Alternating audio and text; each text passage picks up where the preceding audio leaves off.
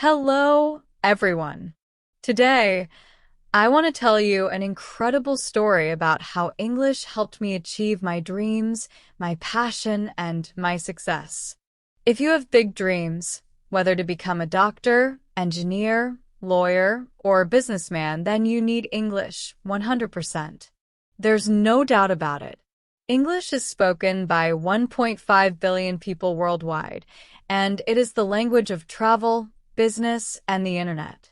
Without it, you might miss big opportunities like getting a better job, making international friends, or even enjoying movies and books in their original language. But don't worry, you can start learning today and become part of this global community. If I can learn English and achieve my dream, you can too. My name is Emma and I am from Brazil. I was born in a small town in a middle-class family. My parents worked hard every day. My father was a taxi driver and my mother was a school teacher. They always told me, education is the key to success. Since I was a little girl, I had only one dream, to become a doctor. I still remember the moment that changed my life. I was 10 years old and at the hospital because my little brother was very sick. His fever was dangerously high, and we were terrified. My parents were crying. Then a doctor came.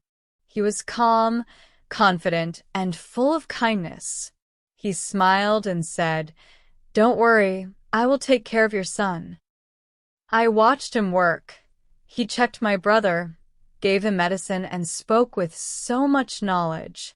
In just a few hours, my brother's fever was gone. At that moment, I knew one day I would become a doctor and save lives. As I grew older, I realized something terrible. If I wanted to become a doctor, I needed English 100%. All medical books were in English, all research was in English, and even in Brazil, doctors needed English to study, communicate, and work in hospitals. But my English was terrible. I went to a public school where they taught very little English. I only knew basic words like hello and how are you. But when I saw a full English sentence, I felt lost. I remember in school, my English teacher asked me to read a sentence. I looked at the book, and the words seemed to dance on the page. I could not understand. The class laughed as I whispered, "I don't know." I felt humiliated. How could I become a doctor if I couldn't even read a simple sentence in English? I felt hopeless. One evening, my father came home tired from work. He sat next to me and asked, "Emma, what is wrong? You've been so sad lately." I looked at him and said, "Papa, I want to become a doctor, but my English is terrible. Without English, I can't study medicine." He was quiet for a long time. Then he said, "If English is stopping you, then learn it. Go to a place where everyone speaks English." I was shocked. "But Papa, we don't have money for that." He smiled and said, "We don't have much, but we have enough. Your dreams are important." That night, my parents and I discussed the best place to learn English. Why did we choose Canada? Everyone speaks English, so I would have no choice but to practice every day. Canada has an excellent education system.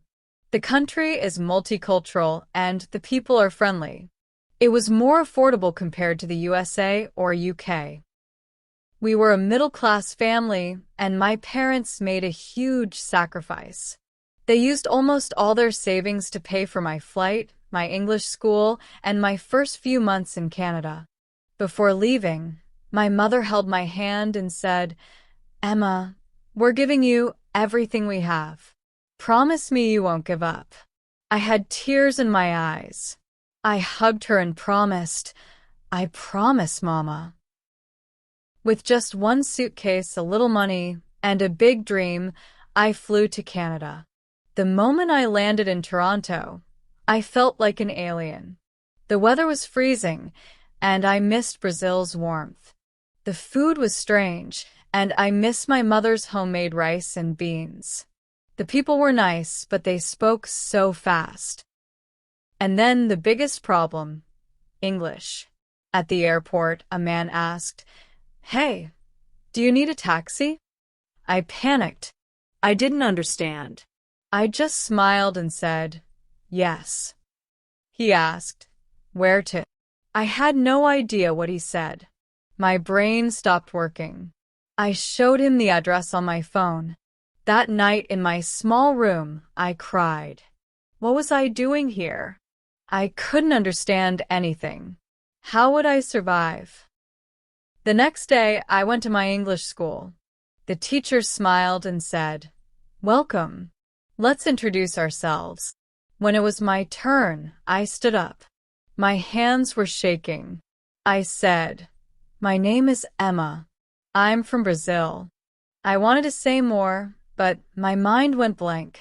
The class laughed, and I felt humiliated again. That night, I made a decision.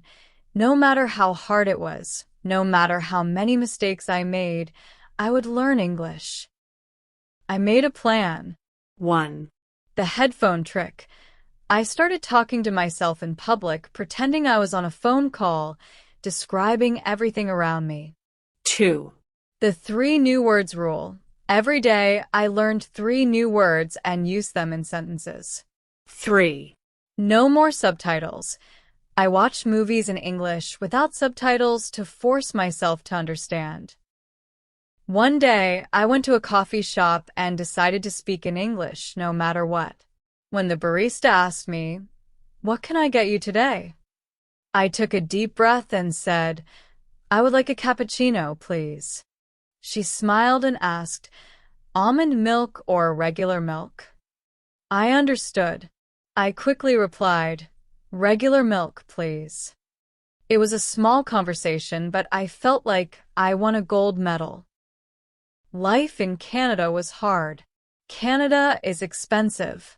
My rent was $800, groceries were $250, and transportation cost $120. I worked part-time at a cafe to pay my bills. I woke up at 6 a.m., went to school, worked, and still studied English at night.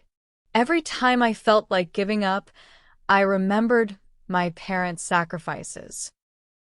One day, something amazing happened. I was in a grocery store and the cashier asked, "Do you need a bag?" Without thinking, I replied, "No, I have one, thanks." For the first time, my brain didn't translate. I was thinking in English. After 6 months, I was no longer terrified of speaking to native speakers. One day, a girl in a coffee shop asked, "This line is so long, right?" I froze, but instead of overthinking, I replied, "Yeah, it's really long." We started a conversation, and I realized I wasn't translating in my head anymore. Confidence was the missing key. I wanted to sound like a native speaker.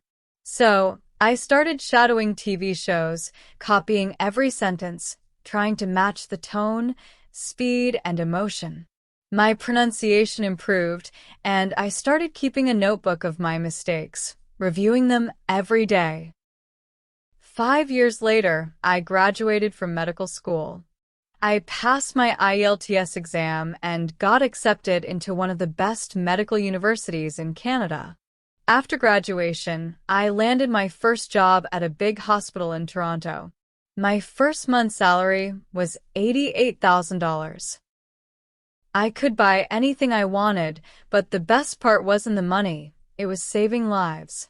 One day, a sick little girl came into the hospital. I held her hand and said, "Don't worry, sweetheart. I'll take care of you." Her mother thanked me with tears in her eyes, and I realized I had made it. I know many people say, "Accept yourself as you are." I disagree. You should never accept being weak or average. Change yourself for you. Nobody is coming to save you. Only you can change your life. If you want a great career, you need English. Stop making excuses. Open a book. Watch English videos. Talk to strangers. Make mistakes. That's how you grow. Today, I live in a beautiful apartment, drive my dream car, and help my parents. But remember, I wasn't born lucky. I created this life by working for it. You have two choices. 1, Do nothing, keep dreaming, and make excuses. 2, Start working on yourself right now. Learn English every day. Improve yourself. Change your life. The choice is yours.